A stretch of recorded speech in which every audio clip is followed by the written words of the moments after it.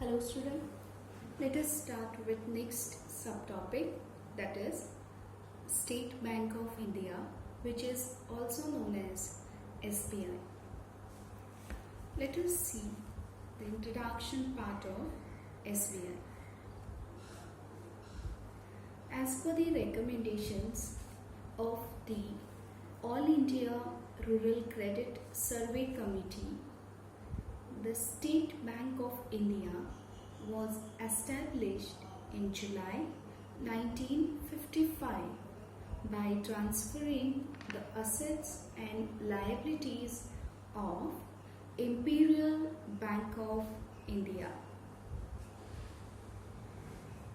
Since its inception in 1955, the State Bank of India is taking keen interest in satisfying credit needs of cooperative institutions for financing agriculture.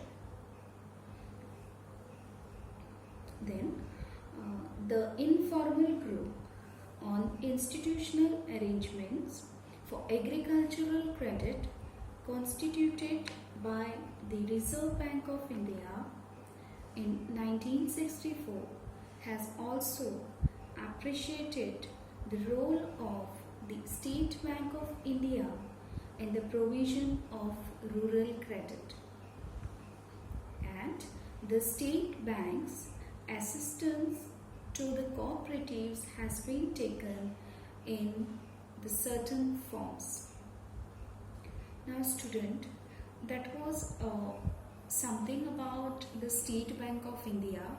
As it's already mentioned, it was established in July 1955, okay, by transferring assets and liabilities of earlier bank, that is Imperial Bank of India.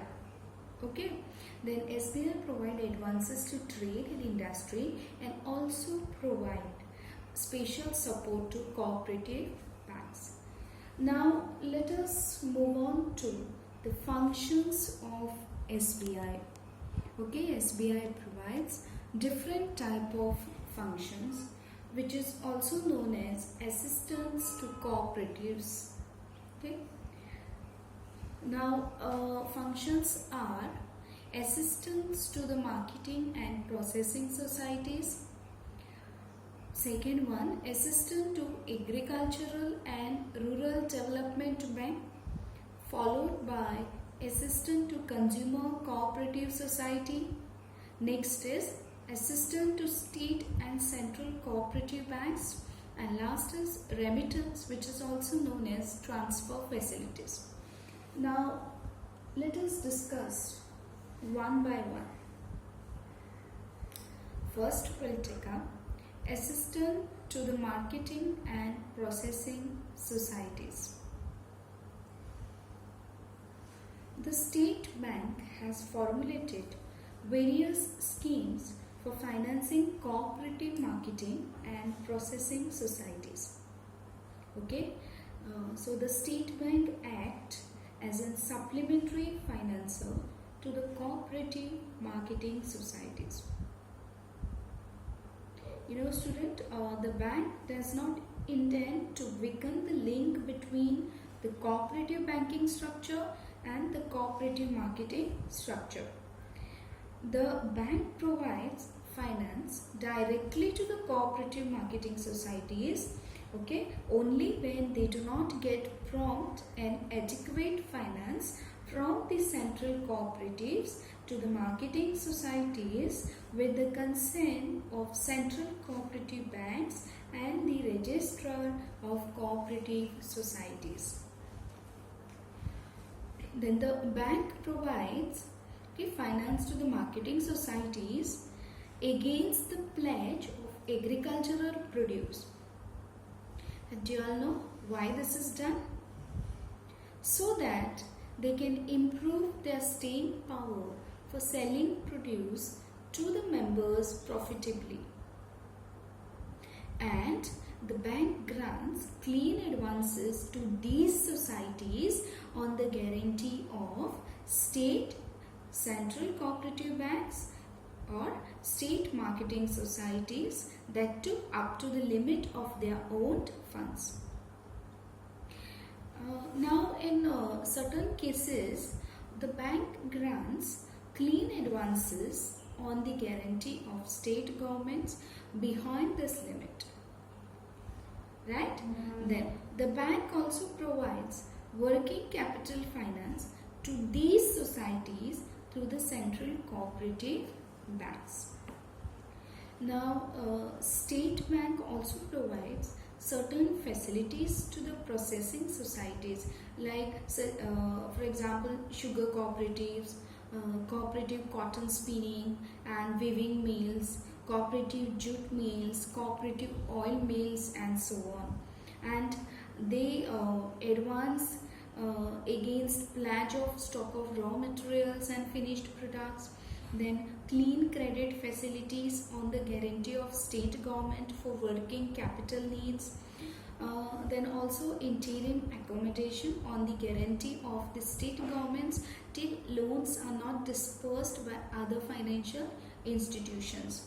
Also advances for financing agricultural operations of sugarcane growers, okay, those who grow sugarcane.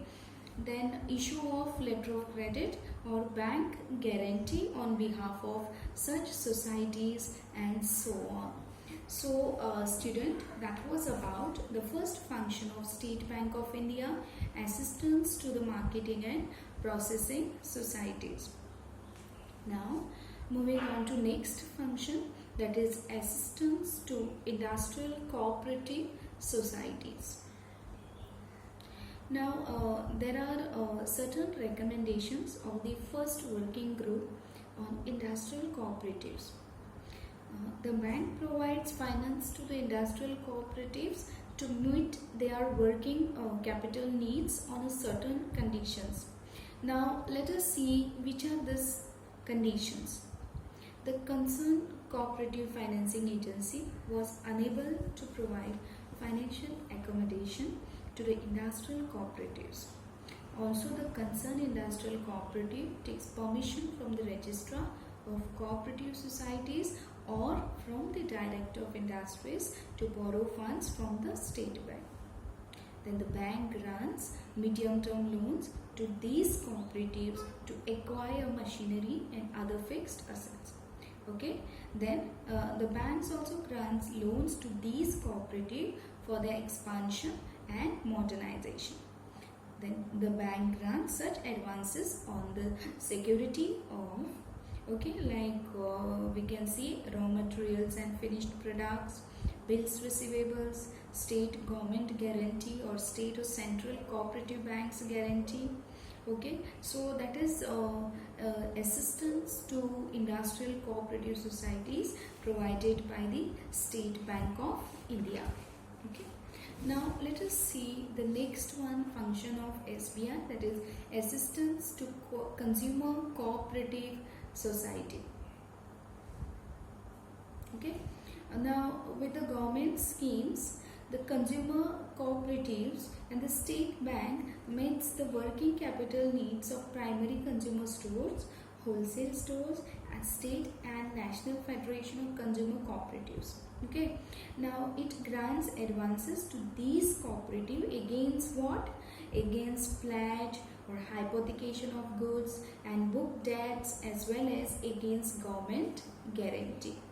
Okay, so student, till June 30th 1995, the State Bank Group sanctioned total credit of rupees 120 crores to these cooperatives.